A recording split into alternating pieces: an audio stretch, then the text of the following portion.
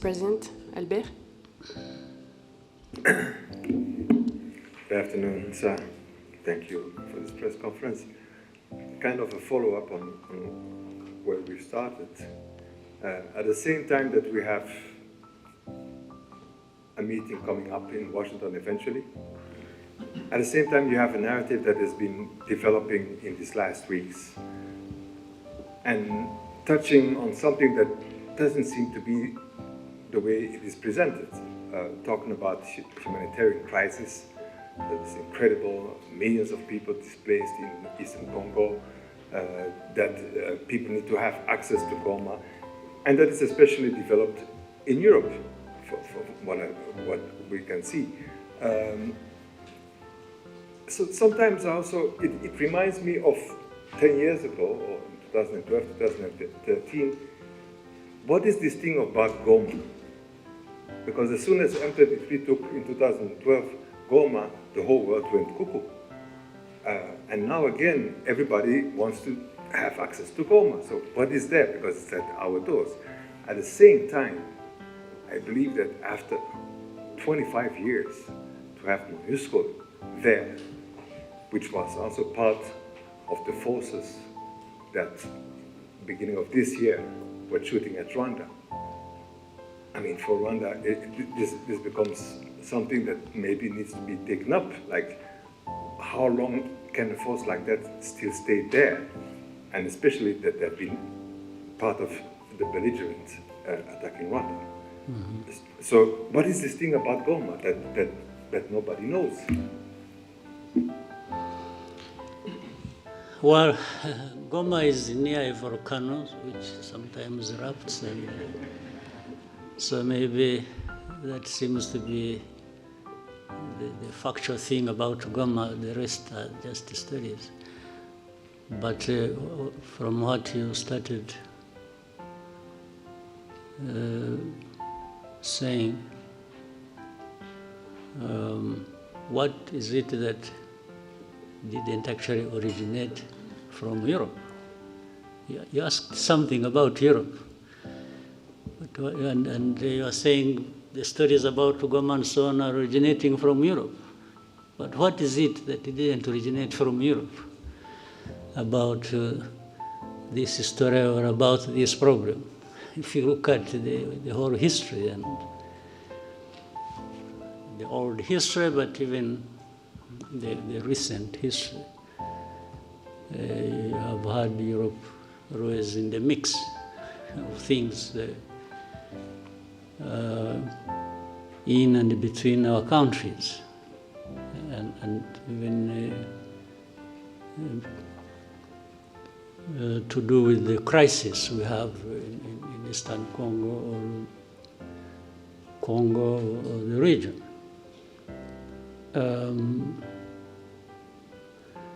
For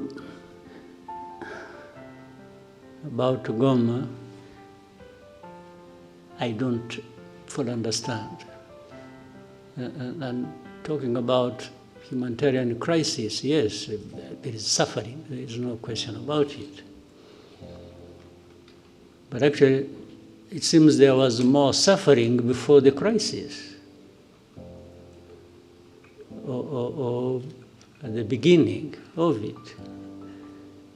As of today, I think the suffering is still there, but maybe less than. But to talk about humanitarian crisis so much is to find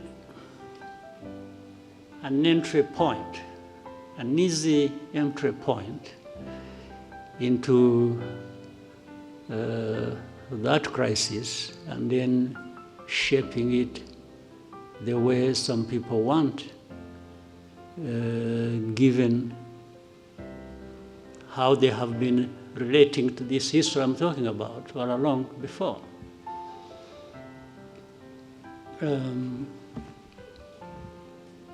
You cannot talk about just crisis or humanitarian crisis without highlighting the root cause of that.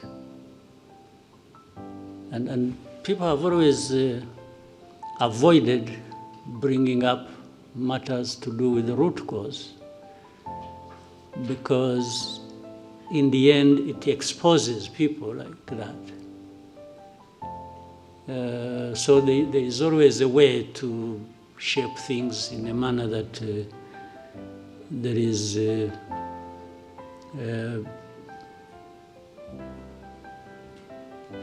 effort to protect themselves, the people I'm talking about. And is it a new crisis in Eastern Congo, or in Goma, or around Goma? You remember this crisis, I have said this before, and you have heard it even from other people, or you know it yourselves. This crisis was there 2012. Came back 10 years later. Why can't people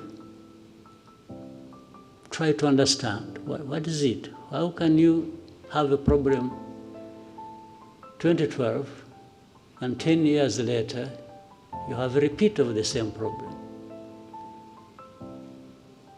It means, but yet all those 10 years we had this international presence. And many years before that, supposedly to address these problems. So much money spent, so many people involved, people losing their lives in big numbers, refugees, people displaced, and but life goes on like that until we are visited by the same problem, and then we start running around like this is a new thing. I mean, the amount of hypocrisy and even double standards and real insensitivity of some of these powers that we know, who are associated with the cause of these problems, or who accompany the crisis in a way they have chosen, and in the end they are the ones making so much noise about, they look like they are really hurt by the suffering of people. These are people touched and offended by people suffering. But this is just trash of pretense. If you are like that, you have heard people talk about values, you see our values, blah, blah, blah, but it's a lot of nonsense. If you have the power of everything, whether political, money, or whatever, and then every day you're talking about values and so on and so forth, and even want to teach others how to respect values, yet you are the cause of the suffering, and you are the cause of the perpetuation of that. What kind of pretense is this? And you can't just, so when you see these people, coming out with a lot of anger on this and talking about, you see us, you've made a mistake, we are going to do this.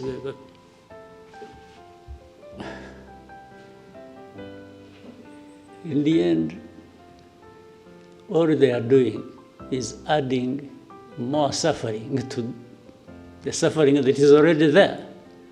It's not actually addressing any problem. So Goma, but if anyone wants Goma, that's fine. For whatever reason, whether it is ritual or, some believe in witchcraft, they would want to go and pray in Goma and meet their witch doctors there and so on and so forth. still. You know what? Goma is,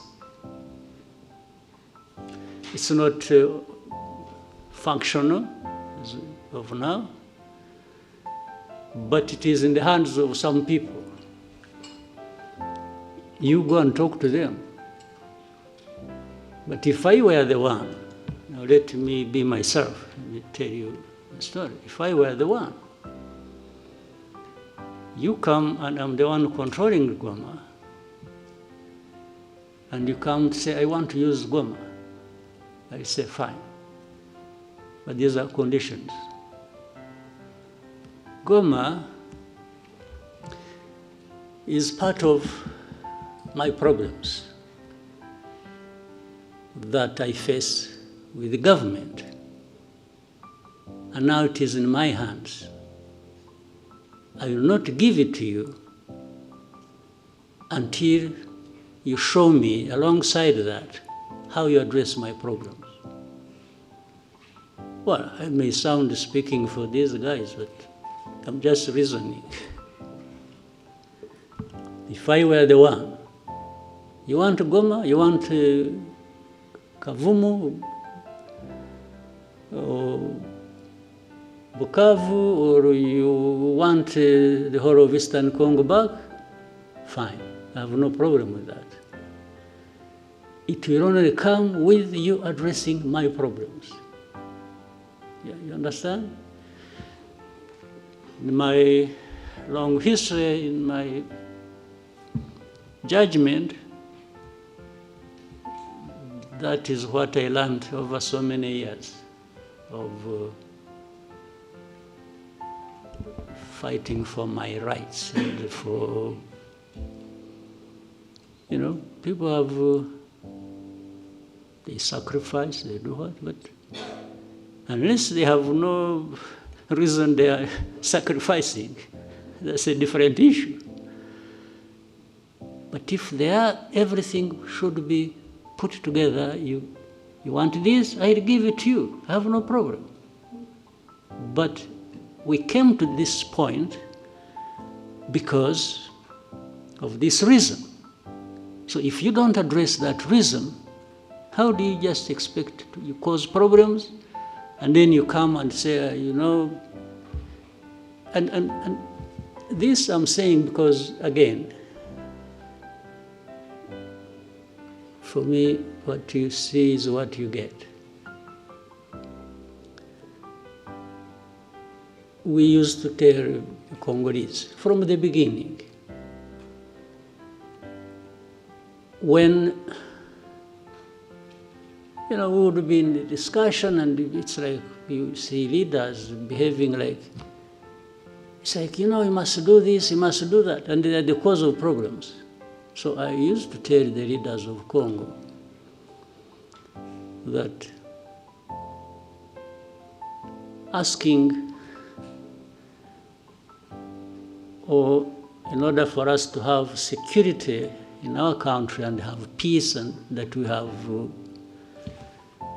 fought for so many years in the past, you know, it's a must. We must give each other peace. I can't ask anybody for peace as a favor they are doing to me.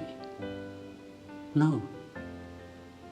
For us to have peace, I beg you, and you have to do me a favor to give me my peace. That's a different world I don't live in myself. I cannot ask anybody to do me a favor to have Rwanda secure or to have my right. Well, initially maybe I can ask you to do a favor, tactically, I can say, please, I beg you, I can even kneel down if you want. But if you don't give me my right, then it means a fight. We will fight, no question about it. So there is no way, where I'm concerned, you can do me a favor for my right. Who are you after all? Who are you to have everything, including my own right, that you can control? How? Who are you? What gives you that right or power to be able to do that? So I've given you more than you really wanted, but Goma is part of the problems we have in Eastern Congo. And yes, Goma should go back to its operations as an airport. But what is it that stopped it being so in the first place? So you must address that. You want to address humanitarian crisis. I agree. There must be a way of doing it, taking on board the fact that there is what is causing the humanitarian crisis, and that must be addressed. Right? So, anything else about Goma? Well, somehow there is also another side of the whole story that has been kept repeated, especially now it's still alive in Europe. It's about the looting of minerals and all of that. I mean... Again, that is nonsense. Exactly. They looted minerals better than anybody, worse than anybody I know of in history. So would you even listen to that? Minerals? Minerals, they sell minerals in, what is it? In Antwerp, where is? Antwerp. Diamonds. Diamonds. But there are no Do they diamonds produce diamonds? Or they have gold, bullions they took long ago and they are adding more. Do they have a lot of gold really? Do they have gold mines? These Europeans? They take it, okay. To make their case even simpler or less than it is, they may even say, no, but the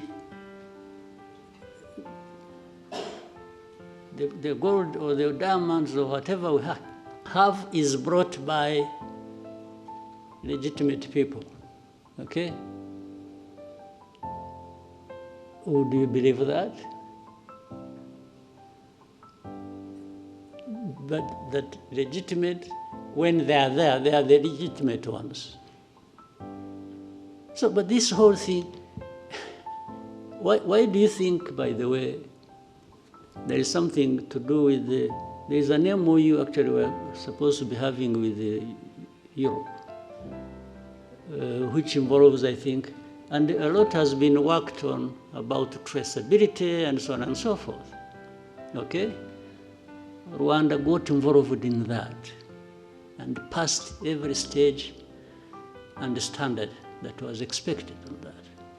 Now, what is funny and contradictory is, at some point, then DRC goes to Europe and says, no, don't sign anything with, but how do you not sign anything that was supposed to be transparent and show where the minerals are coming from, or who is involved?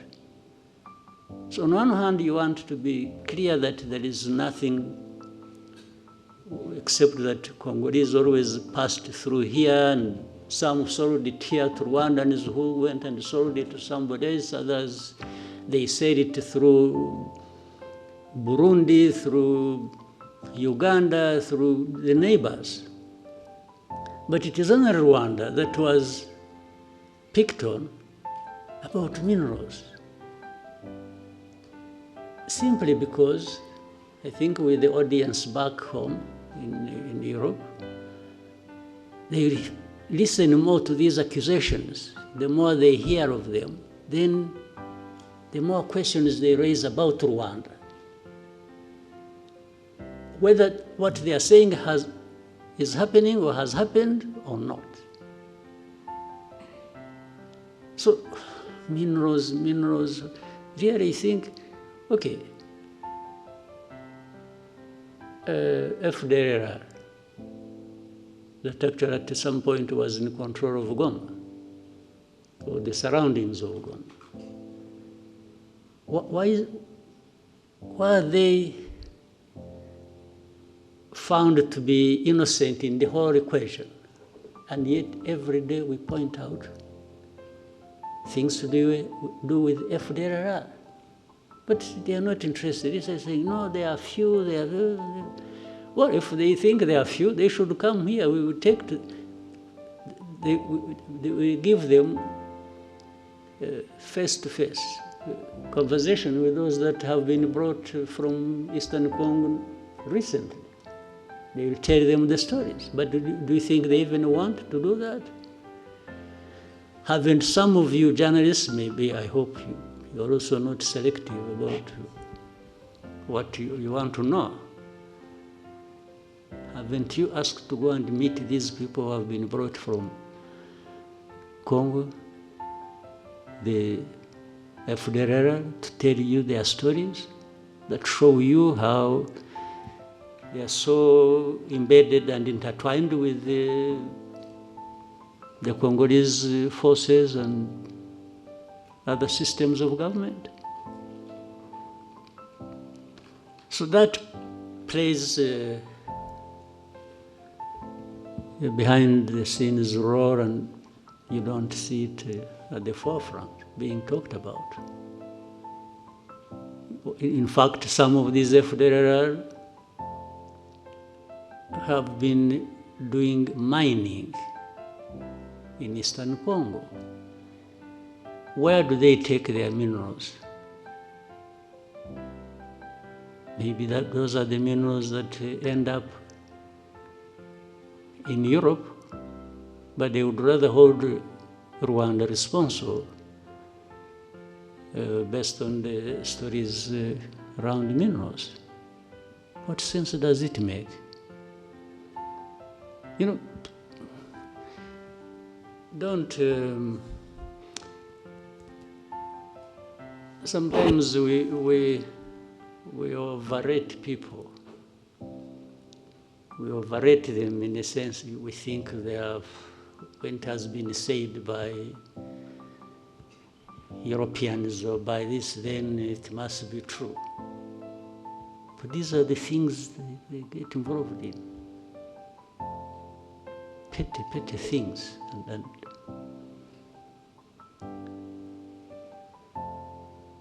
without borders. Okay?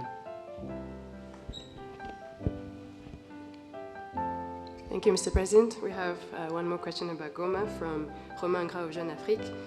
The question says, President Macron said on the sidelines of the G20 that the M23 and those who control Goma Airport have not made the necessary effort to reopen it, stating that the administrative conditions have been met by the DRC. What steps need to be taken to achieve progress on the airport issue?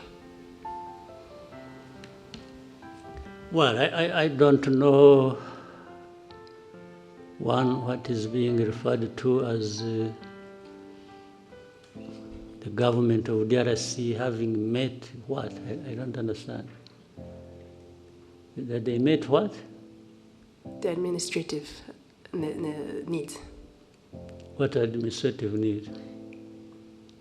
To the best of, I don't know what, first of all, the meaning of what he had said.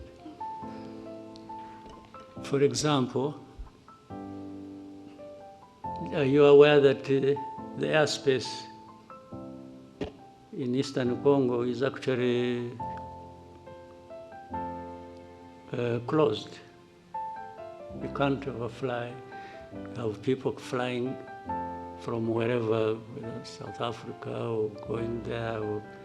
Planes don't overfly Eastern Congo. because DRC government closed the airspace. Now you want to open an airport in a closed airspace, and you say somebody has met the standards, administrative standards. I don't understand the meaning of it. Second, those M23 and others who control what? Who control them? You mean M23 who control, or M23 and others? Those who control. Ah, okay.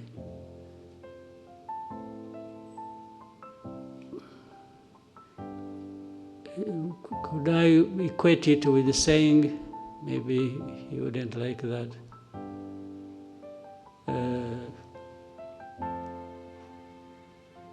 the government of DRC, the FARDC, and FDLR. FDLR actually has a big control in that area. They are being fought every day by the M23, even before those who control the airport come in. So would President Macron wish to say something about FDLR? I don't think so. You know the reason? There is a whole story about FDLR and those others from Europe who talk about the airport, those others who control it other than M23. There are those others from Europe who control FDLR. That's why they are always quiet about FDLR. You see always when issues about Eastern Congo, about Rwanda, backed M23, and then when FDLR, they are really whispering. They don't even want anybody to hear it. And then for government of DRC, it's some individuals who get involved in these wrong things. It's not the government. I mean, this is selective way of presenting issues and even wanting to address matters sensitive like that based on how you have selected to handle it. I think it becomes part of the problem, by the way. That's why I was saying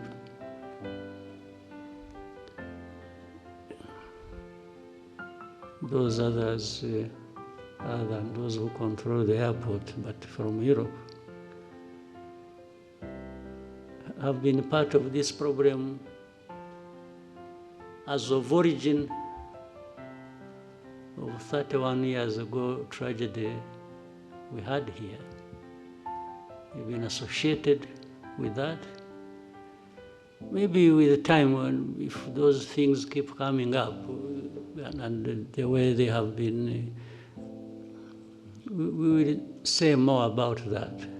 I think if they think we can be silenced